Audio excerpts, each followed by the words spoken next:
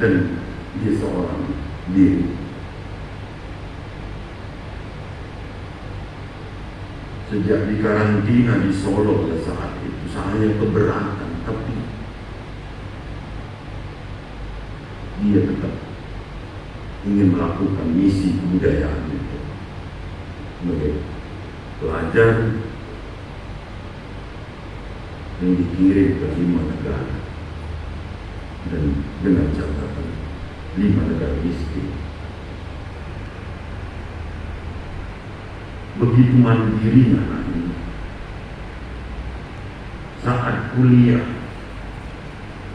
dengan ayah seorang bupati. Perca pernah tidak meminta kiriman uang lebih kurang 3 bulan. Diam-diam saya datang ke sana. Saya cari tahu kenapa anak ini.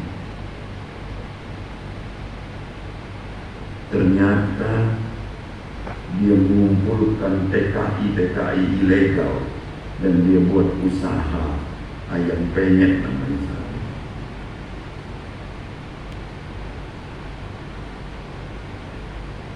Ada di LHKPN saat dia menjadi anggota DPRD pertama dengan penghasilan 40 juta rupiah per bulan.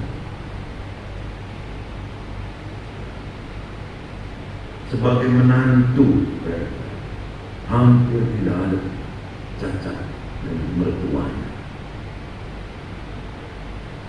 Sebagai ibu,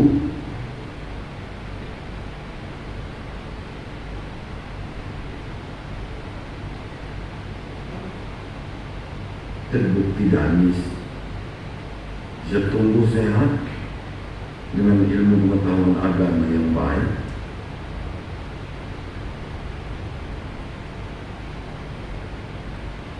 Inilah Bapak Ibu sekalian, kenapa seperti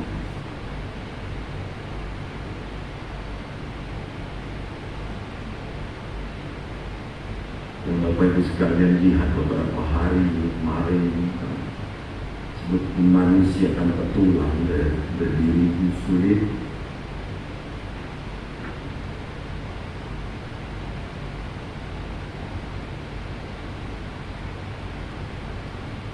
Tapi saya yakin bahwa ini memang sudah ajal.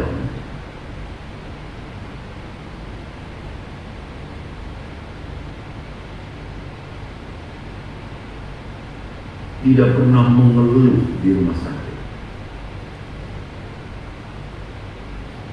Dia masih tetap balas semua alat komunikasi yang dia miliki sampai dia di knockdown, sampai dia tidak sadarkan.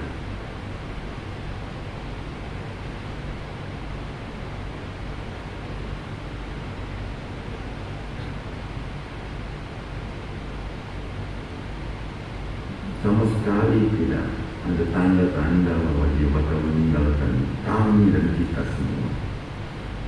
Mudah-mudahan sifat-sifat baik dia ini dapat terpelihara oleh adik-adiknya, juga oleh para wanita.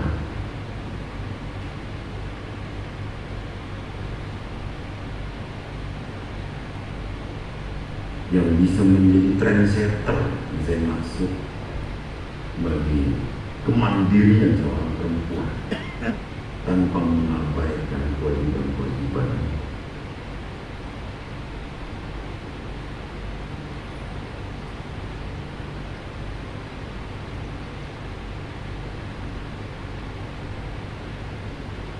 Untuk itu, kami sekeluarga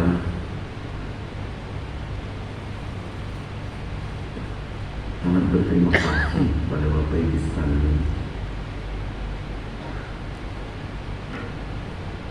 yang telah mendoakan Perca. Mudah-mudahan Perca mendapatkan tempat yang terbaik di sisi Allah SWT sesuai dengan amal ibadahnya. sifat-sifat baiknya tetap menjadi panutan bagi adik-adiknya. Demikian. Terima kasih.